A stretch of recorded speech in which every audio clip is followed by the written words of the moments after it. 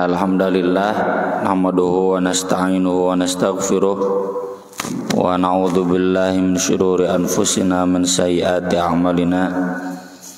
Asyhadu an la ilaha illallah wahdahu la syarikalah wa asyhadu anna Muhammadan abduhu wa rasuluhu alladzi la nabiyya wa la rasula ba'dah. Allahumma shalli wa sallim wa barik ala Muhammad wa ala alihi wa sahbihi wa man tabi'ahum bi ihsan, amma ba'd. Masih bab pertama dari Kitabul Buyu' tentang jual beli atau tentang bisnis. Hadis dari Abu Hurairah radhiyallahu an qala innakum taquluna inna Aba Hurairata yukthirul hadis an Rasulillah sallallahu alaihi wasallam. Kalian sering berkata Abu Hurairah terlalu banyak menyampaikan hadis dari Rasulullah sallallahu alaihi wasallam.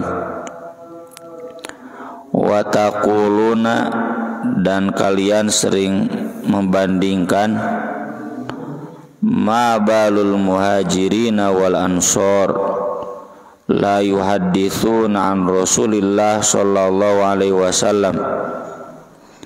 Mengapa muhajirin dan ansor, sahabat yang lainnya, tidak menyampaikan hadis dari Rasulullah sallallahu alaihi wasallam bimithli hadis Abi Hurairah, seperti hadis Abu Hurairah ya. Karena Abu Hurairah ini mu'alaf ya. Hidupnya dengan Nabi cuma 3 tahun. Masuk Islamnya tahun ke-7. Sedangkan Abu Bakar, Umar, Utsman, Ali yang dari sejak awal masuk Islamnya ya, itu enggak banyak menyampaikan hadis. Nah cenari Abu Hurairah banyak menyampaikan hadis pirage 3 tahun, atau kalau beliau masih hidup ini cina baru setahun 2 tahun tapi hadisnya banyak. Ini makanya sering jadi sasaran kritik orang Syiah. Abu Hurairah itu banyak memalsukan hadis. Masa baru masuk Islam sebentar saja hadisnya banyak begitu ya. Di sini Abu Hurairah memberikan pembelaan. Kata beliau, wa inna ikhwati minal muhajirin, karena sungguh saudara-saudaraku dari kaum muhajirin, kana yushghiluhum safkun bil aswaq, menyibukkan mereka sofkun teh arti asal nama jabat tangan, bil aswaq di pasar. Karena ijab qabul kan dulu cirinya jabat tangan ya, sah itu sah ya, salaman. Maksudnya sofkun bil aswaq itu sibuk dagang di pasar. Dalam riwayat lain, oh ini ada, wa kuntu alzamu Rasulullah sallallahu alaihi wasallam ala mil ibadni, sementara aku terus menemani Rasulullah sallallahu alaihi wasallam untuk memenuhi perutku ya. Jadi Abu Hurairah itu jujur menyampaikan beuteung ka Nabi ya. Karena beliau kan perantau, bukan orang Madinah, orang luar kota Madinah, masuk Islam, ibunya pun ditinggalkan di kampungnya demi untuk bisa belajar Islam. Gak punya keluarga ya, gak punya pekerjaan, otomatis hirup mengandalkan di masjid, hirup mengandalkan pemberian dari pesantren kalau sekarang. Maka dari itu Abu Hurairah selalu menemani Nabi kemanapun ya. Dan karena tahu Nabi SAW orangnya dermawan, perhatian ya. Jadi kalau makan Nabi itu kan tidak memikirkan buat sendiri, tapi memikirkan semua ahlus sufah. Ahlus sufah itu orang-orang yang tinggal di masjid, termasuk diantaranya Abu Hurairah ya. Kurang lebih jumlahnya ada 70 orang ya. Fluktuatif lah. Persis samalah dengan sakan di pesantren itu kan sekitar 64-65 ya. Itu makannya ditanggung di pikiran gitu ku Nabi. Hari abdi mah ya mikirannya unggul. Ngebantu nama can mampu nya ada gaji nage mau cukup atuh jang biaya makan pesantren ya. Disakan satu bulannya 8 juta ya. Belum listrik dan lain-lain. Fa ashhadu idza ghabu, maka aku hadir ketika mereka tidak hadir. Muhajirin dararagang di pasar ya, tidak hadir, aku mah hadir selalu, jadi tahu. Wahfadzu idza nasu, saya hafal ketika mereka lupa ya. Ini jadi dalil bapak-bapak, mun bapak-bapak pohoan teh sunnah. Sunnah sahabat. Kenapa? Ya karena sibuk dengan dagang ya. Itulah mengapa saya pribadi ya dulu diajak bisnis ku Kang Badri nya, ku Ustaz Daris ya. Ayo cenah kudu bisnis moal cete. Nah bisi poho deui. Lebar ilmu. Kalau saya masuk ke dunia bisnis nanti fokusnya di sana ya, ke lebar tuh moal maca cete, moal nulis, moal ngaji ya. Karena itu mah sudah jadi sunatullah. Lain doraka banyak lain. Dah masing-masing punya pilihan. Kalau saya alhamdulillah dari kecil kusi bapak geus diarahkeun jadi ulama cenah gitu. Jadi otomatis kan kayak Ibnu Taimiyah sering menjelaskan ulama itu pengorbanannya besar karena dia mengorbankan dunia ya, meski nyapunten banyak abdi rasana da bisa usaha teh gitunya. Jeung memang ya, bisnis buku sendiri itu kaharti kunaon teu maju nya da teu ditungkulan. Mun ku abdi ditungkulan teh bisnis buku kayak ngajina iraha ya, maca kitabna mendalamannya kapan ya. Kan seorang pembelajar agama, seorang pegiat agama ini kayak Abu Hurairah itu nggak boleh lupa ya. Kalau dalam konteks hari ini harus banyak baca, setiap hari harus mendapatkan, diberi ilmu yang baru ya. Nya karasalah tong boro bapak-bapak abdi wae bosen menceramah eta keneh. Komo bapak-bapak nu ngadengikeunana gitu. Ustadna wae ge bosan ya, ceramah Jumat di dieu nu ayeuna ieu. Jumat hareup eta da bosan atuh ya. Apalagi mustaminya. Jadi dituntut untuk banyak menghafal, memperdalam. Ini otomatis harus mengorbankan dunia ya. Nah, Abu Hurairah juga begitu. Muhajirin masih sibuk di pasar ya otomatis loba poho ya, karena sibuk dengan profesinya. Daina dagang teu ditungkulan nya pan karaos ku bapa ge moal bener nya. Wa kana yashghalu ikhwati minal ansor amalu amwalihim. Demikian juga saudara-saudaraku orang Ansor, mereka sibuk dengan harta mereka, pekerjaan harta mereka. Dijelaskan dalam riwayat lain, orang Ansor itu sibuknya di kebun, di sawah ya. Jadi kalau orang Ansor rata-rata petani, kalau orang Muhajirin rata-rata pedagang ya. Ini perpaduan yang bagus ya, lamun dijamah orang yang bagus, ekonomi lah, ekonomi negara, atau dalam konteks ormas ekonomi Persis, Muhammadiyah ya, NU, Dewan Dakwah, itu harus ada perpaduan, ada produsennya, ada bagian penjualnya, pemasarannya, ya. Pedagang unggul tapi produsen dikuasai oleh orang Cina, ya, kurang bagus. Atau produsen unggul tapi nu dagangna orang Cina, ya kita disetir nanti kayak kasus minyak goreng, ya. Sawit loba tapi hargana diatur ku mafia, ya. Jadi perpaduan yang bagus, orang ansornya, produsennya, muhajirinnya, dagang, ya. Wa kuntum ro'an miskinan min masakin suffah, sedangkan aku orang miskin di antara kaum miskin suffah yang tinggal di masjid, ya. Masjidnya berarti besar. Dalajar mau asup 70 atuh, ya, atau bawa ge itikaf maksimal tuh 40, ya. Jeung 2 lantai itu dipakai.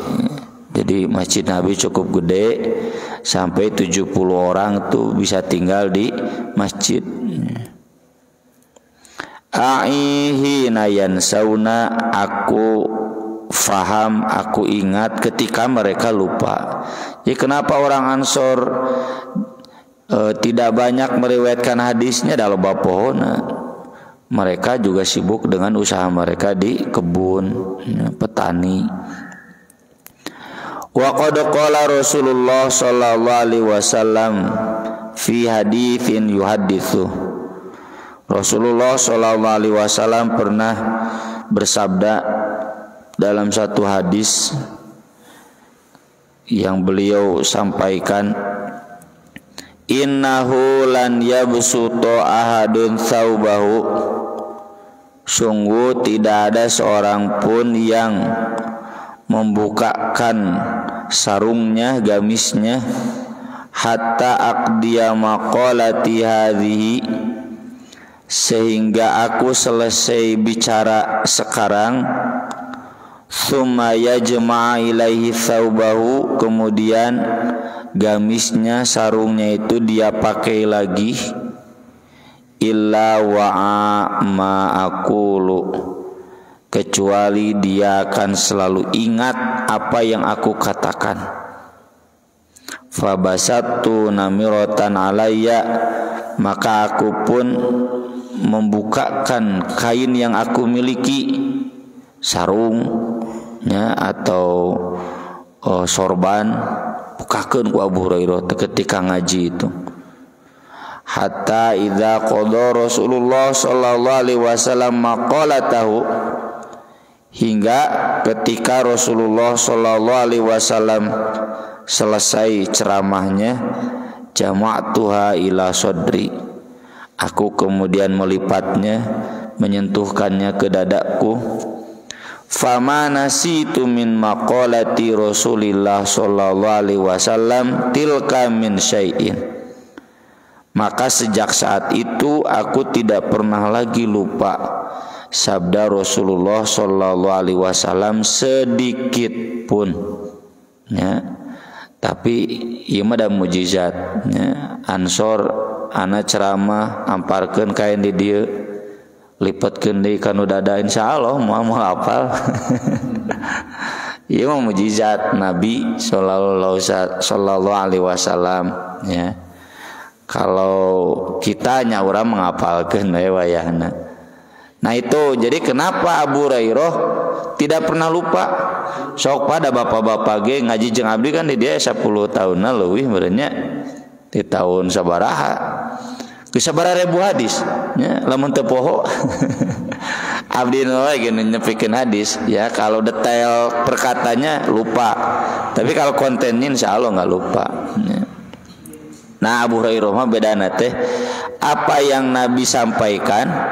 Makanya Nabi kan semua perkataannya hadis, ya, dari pagi sampai malam semuanya hadis. Jika presiden lah semua perkataannya itu jadi kebijakan, ya. Semuanya ingatnya pantas, ya. Jadi di sini Abu Hurairah menjelaskan bahwa kenapa beliau terlalu banyak kata orang lain menyampaikan hadis, ya karena aku tidak pernah lupa apa yang Rasul sabdakan, dan ini mukjizat dari Nabi. Termasuk dalam riwayat lain doa dari Nabi, ya, doa melihat hirsun, ya, lima ra'aitu min hirsika alal ilmi, kata Nabi, kamu betul-betul bersemangat dalam ilmu. Jadi mengaji itu antusiasnya tinggi, bertanyanya, mengkajinya, menghafalnya, sampai ku Nabi didoakan, kamu jangan pernah lupa. Jadi kerma pinter, rajin doa, wah nu si maklok, ya. Pinter ngedul, nah loba di pasaran gitu, pinter ngedulnya lebar. Rajin kurang pinter, loba di pasaran ge, nya lumayan daripada teu rajin gitu. Rajin pinter kurang doa, kurang barokah, ya, ya komplit tiluanan Abu Hurairah. Nya rajin, nya pinter doa, ya, hese katanya anugerah ti Allah, ya. Makanya kemarin ada para pemuda, ya, nanya kenapa cenah Ustad anu mampu memadukan kuliah beres, rumah tangga cukup cenah gitu, di jamiah lancar gitu, ngaji di jamaah masih. Saya jawab anugerah, ya. Da batur ge harayang gitu ngan teu mampu cenah gitu. Mun cenah seur karaos ku abdi cenah teh nu teu mampu teh kuliah. Jadi ngapalkeun Quran cenah gitu, ngaji nya da anugerah tem. Banyak ustad-ustad yang seperti itu, anugerah dari Allah. Selainnya tentu ai rajin jeung anugerah pinter mah tama istiqul dibahas, tapi lebih dari itu ini semua adalah anugerah Allah, ya, sehingga kita bisa seperti ini. Nah, yang jadi catatan dalam bab buyu di sini tadi, orang Ansor sibuk tani, orang Muhajirin sibuk dagang. Ini jadi dalil bahwa para sahabat itu bukan pengangguran, kecuali yang memang seperti Abu Hurairah. Tapi Abu Hurairah gitu nganggur, ya. Jadi urang mah da dagang teu, tani teu, ngaji teu gitu. Ya. Atuh teu dagangnya, teu tani, ngaji atuh memperdalam ilmu gitu. Tapi sahabat yang lain bukan berarti tidak memperdalam ilmu kan, cuma kadar kualitasnya tentu tidak seintens Abu Hurairah, ya. Jadi jangan menganggap bahwa dagang itu mengganggu ngaji, enggak, ya. Ngaji-ngaji, dagang-dagang, cuma kalau kualitas ngajinya tidak seperti yang fokus, nyakeun we. Itu mah ada bagian dari anugerah Allah. Bagi-bagi atuh da kabeh jadi ustad mah moal beres ngebangun masjid. Mulai jadi ustad bener. Kemudian hadis berikutnya dari Abdurrahman bin Auf radhiyallahu an, lama qadimnal Madinah, ketika kami hijrah ke Madinah, akha Rasulullah sallallahu alaihi wasallam baini wa baina Sa'd bin Rabi'. Rasulullah sallallahu alaihi wasallam mempersaudarakan aku dengan Sa'd bin Ar-Rabi', ya.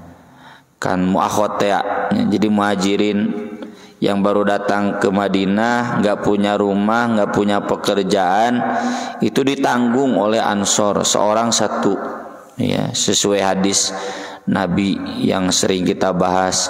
Makanan untuk 2 orang harus jadi 3 harus jadi 4. Tatan hujina deui teh muhajirin, ya. Ini saya belum tahu ada sunnahnya. Sunnah ini diamalkan di kita belum tahu, ya. Bahkan di Muhammadiyah pun yang secara sosial paling tinggi saya belum tahu ini ada, ya, walau alam. Jadi kalau model sekarang, kalau ada orang miskin itu ditanggung oleh orang kaya seorang. Misalkan di Al-Azhar ada orang kayanya 5, Berarti ada 5 miskin yang ditanggung oleh masing-masingnya. Tanggung makannya, rumahnya, ya. Komo juga di noloda mah hiji imana 30. Kuduna teh nanggung 30 miskin teh. Ya. Nah itu muakhot zaman Rasul, dipersaudarakan. Jadi yang masih miskin disaudarakan dengan ansor yang sudah mapan, berbagi. Lalu kata Sa'ad bin Ar-Rabi, inni aktsarul ansori malan. Nah itu, saya orang ansor yang banyak hartanya, kaya. Ini bukan sombong ya, karena Sa'ad bin Ar-Rabi ngomong begini untuk sodakoh ya. Jadi maksudnya orang yang diberi juga nggak usah keberatan, saya banyak harta ya. Makajen pamer harta mere saeutik ya. Tanuk itu sombong. Yo cenah abdi boga mobil anyar nya, boga imah anyar, boga jongko anyar. Mere henteu. Nah eta sombong. Ini mah sahabat ngomong begini mau berbagi, fa aqsimu laka nisfa mali. Aku akan bagi setengah hartaku untuk kamu. Begitu kata Sa'ad bin Ar-Rabi ke Abdurrahman bin Auf. Wandur ayya zaujatayya hawi tanazaltu laka anha. Lalu lihat, satu dari 2 istriku, istrinya 2, mana yang kamu sukai, nanti saya ceraikan. Fa idza halat tazawwajtaha. Kalau sudah habis masa idahnya silakan kamu nikah. Ini yang sering saya ceritakan. Tapi yang ini mah enggak ya. Piraku lebih bagi pemajikan. Itu gambaran orang Ansor siap berbagi. Dia menaya nama siap berbagi rumah, harta teh kan, imah, uang, kendaraan. Kasaran nepikeun ka siap bagi-bagi istri, cuma memang itu nyaka berbagi istri mereka kitu. Makanya aya nu sararingal di urangnya, tah berbagi istri. Minimal mangangankeun istri. Faqala lahu Abdurrahman, tapi Abdurrahman berkata, nah ini juga karakter orang miskin zaman Nabi nih. Aya di urang orang miskin dikitukeun teh wah kangeunahan we. Abdurrahman enggak. Kata Abdurrahman bin Auf, la hajata li fi dzalik, aku enggak butuh itu. Hal min sukin fi tijarah, di sini ada pasar enggak yang aktif perdagangannya? Tunjukkeun we saya mah ka pasar. Qala, kata Sa'ad bin Ar-Rabi, suku Qainuqa, tuh cenah pasar Qainuqa. Qainuqa tuh Yahudi Bani Qainuqa, pasar yang memang dikendalikan oleh orang-orang Yahudi ya. Mun aya nama juga pasar Caringin gitu, tapi lain orang Yahudi nu bogana Pak Haji ya, bukan pemerintah kan pasar Caringin mah milik pribadi ya. Jadi begitu. Tuh cenah ada pasar Qainuqa yang nanti pasar ini dibeli oleh Utsman bin Affan. Ya. Urang mah kakara kabeli jongko ge geus. Wah asa atoh ya. Kuduna kabeli jongko tah jiga Pak Haji dicaringin. Pasar ku sorangan, kendalikeun ku sorangan. Jadi mulai orang Cina kan nyaris tidak ada orang Cina dicaringin, khusus yang pribumi. Ya. Kamu orang Cina asup sok ngajago. Ya. Suku Qainuqa siga di Jogja aya orang Cina tapi moal boga tanah alus. Memang peraturan sultan dulu begitu. Kesultanan Islam ya, Sultan Mataram kesultanan Islam. Nu ayeuna Sultan Jogja. Jadi sampai sekarang orang Cina enggak mungkin punya tanah, punya bangunan di Jogja. Enggak boleh aturannya. Tak diprotes ku orang Cina melanggar HAM, Sultan mah kalem we mau geus tibaheulana. Itu kelemahan orang Palestina dulu begitu. Siap menjual kepada orang Israel, jadina beak orang Palestina, beak tanahna dibelian ku Israel. Ya. Atau ya jika di Bandung lah. Alun-alun teh da dulu teh cenah pribumi unggul udara dagang teh nah aya mah. Ya, gara-gara berani menjual. Ya. Jadi di sini pisi sahabat kanu dagang teu kagok gitunya, kanu salat hade sodako hade dagang oge hade beuli pasarna gitu. Fagoda ilaihi Abdurrahman, maka esok harinya Abdurrahman pergi ke sana. Fa'ata biaqitin wasamnin, pulangnya bawa akit dan samen, ya ini makanan yang terbuat dari kurma dan susu kayak mentega. Jadi indit teu mawana naon balik mawana naon. Itu pinten Abdurrahman bin Auf, wallahu alam apakah beliau bekerja dulu ya, serabutan dapat buruh kemudian pulang bawa makanan. Summata ba'al ghudwa, kemudian berturut-turut esok harinya begitu. Fama labitha an ja'a Abdurrahman alaihi atharu sufrah. Hanya beberapa hari saja, dalam riwayat lain disebutkan Abdurrahman lalu terlihat bekas sufroh.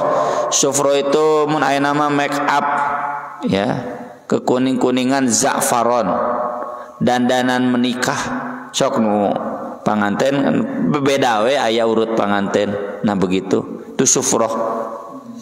Faqala Rasulullah sallallahu alaihi wasallam, maka Rasulullah tanya, "Tazawwajta? Kamu menikah?" cenah gitu. Katingali dandanan urut panganten. Abdurrahman bin Auf itu usianya dengan Rasul beda 10 tahun. Jadi kalau ketika hijrah Nabi 50 tahun, Abdurrahman bin Auf berarti 40 tahun. Seumur Abi lah, ya, pantas kawin DG. Jadi maksud saya masih muda lah gitunya, 40 tahun. Qala na'am, kata Abdurrahman bin Auf, ya. Kenapa nikah lagi? Ya kan istrinya ditinggal di Makkah. Pokoknya mah sahabat mah gitu, hayu ngilu menembung cerai gitu ya. Jadi hijrah itu bukan hanya meninggalkan pekerjaan, tapi meninggalkan keluarga. Kayak Abu Bakar, ibunya Aisyah mah ikut, tapi ibunya Asma nggak ikut. Makanya ada hadisnya, Rasul cenah ibu saya datang dari Makkah mau menemui saya, boleh saya temui, kan orang kafir. Kata Rasul, temui ya. Silaturahim itu tidak boleh terikat dengan agama, meskipun beda agama jalan silaturahim.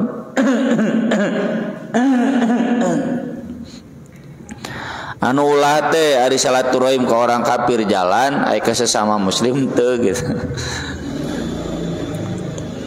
Jadi Abdurrahman bin Auf menikah lagi. Waman, dengan siapa? Kata Abdurrahman bin Auf, imra'atan minal ansor, seorang perempuan Ansor. Kam sukta, berapa kamu memberi mas kawinnya? Zinatanawat min dahab, sebesar biji kurma dari emas.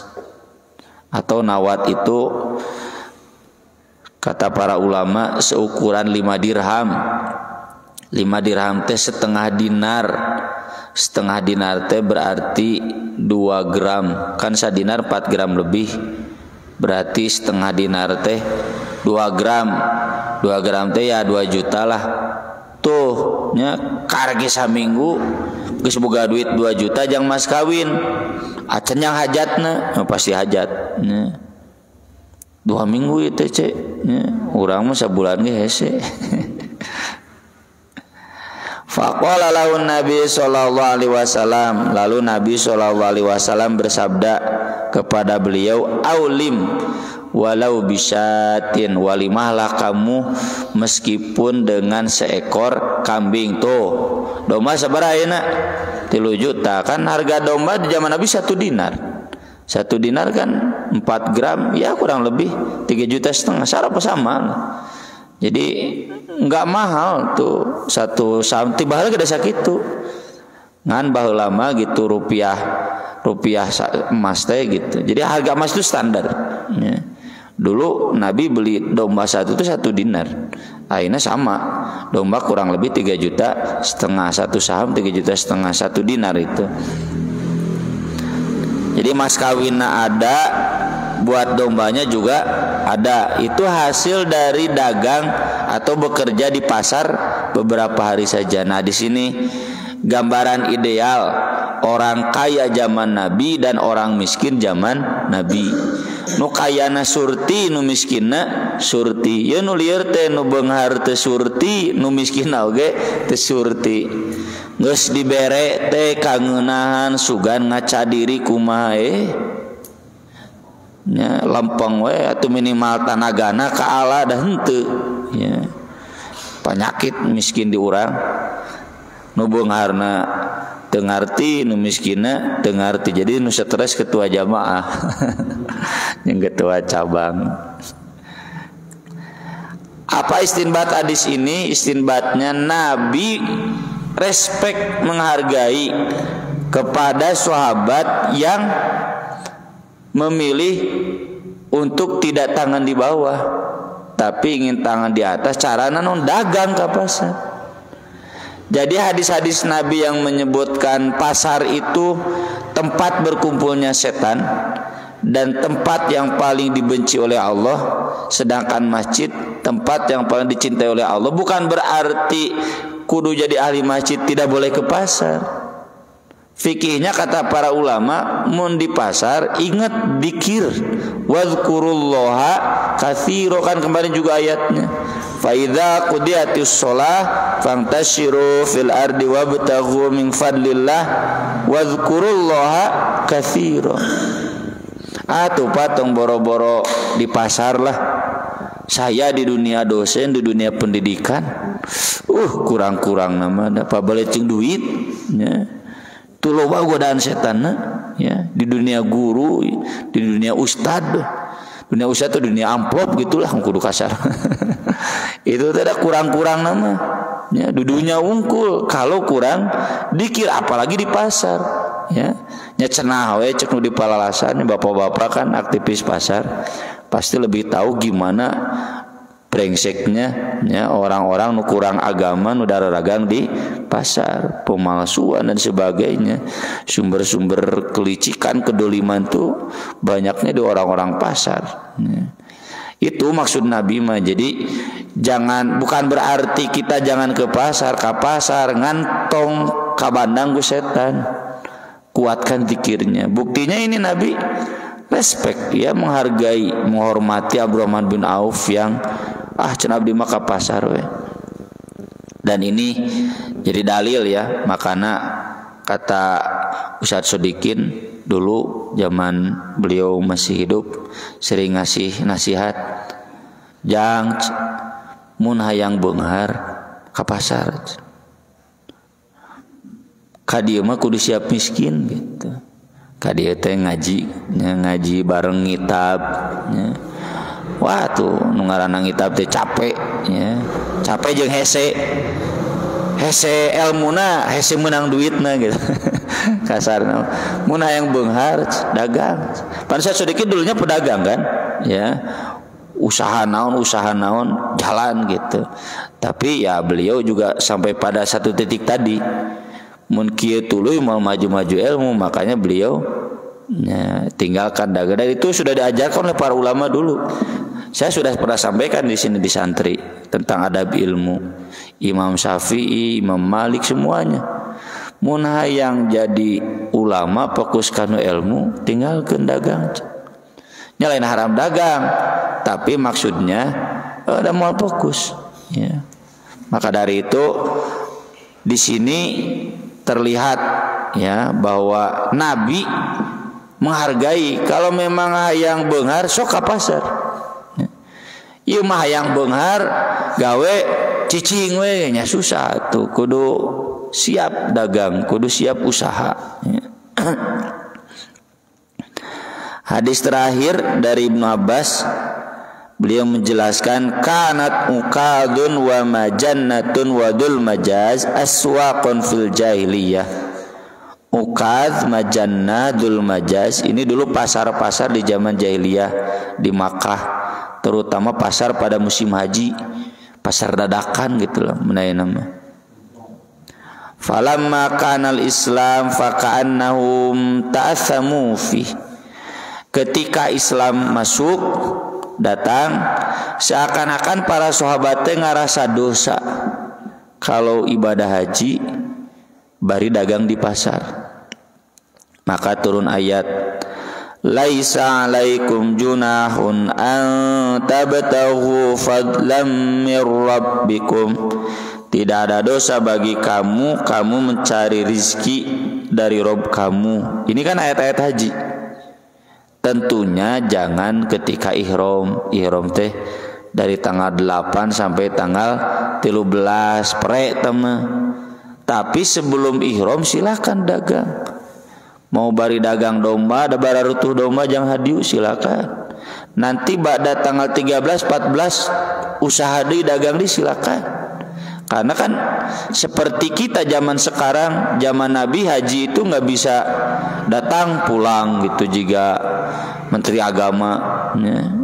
Zaman Nabi juga butuh bekal pulang itu, maka kudu daganglah di Makkah biar punya bekal jang pulang.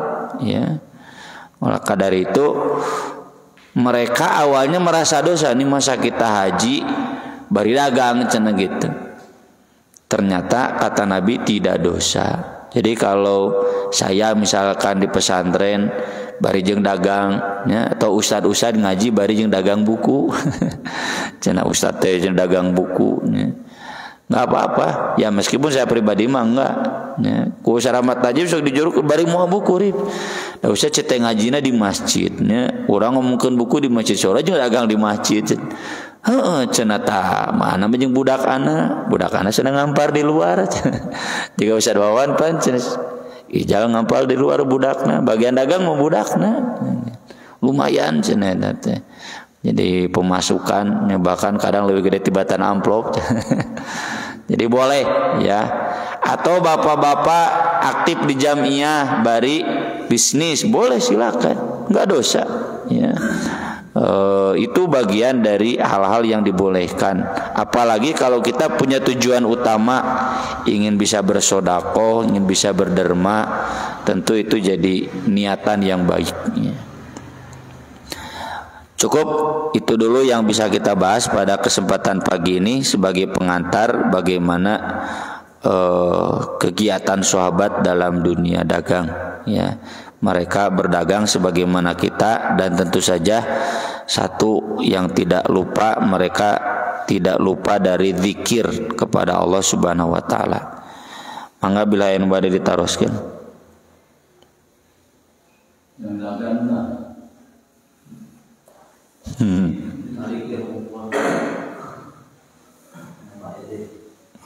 Ya kalau tidak ada cukup lah. Aku qouli hadza wa astaghfirullah li wa lakum subhanakallahumma bihamdik asyhadu an la ilaha illa anta astaghfiruka wa atubu ilaik. Wassalatu wassalamu ala Rasulillah. Wassalamu alaikum warahmatullahi wabarakatuh.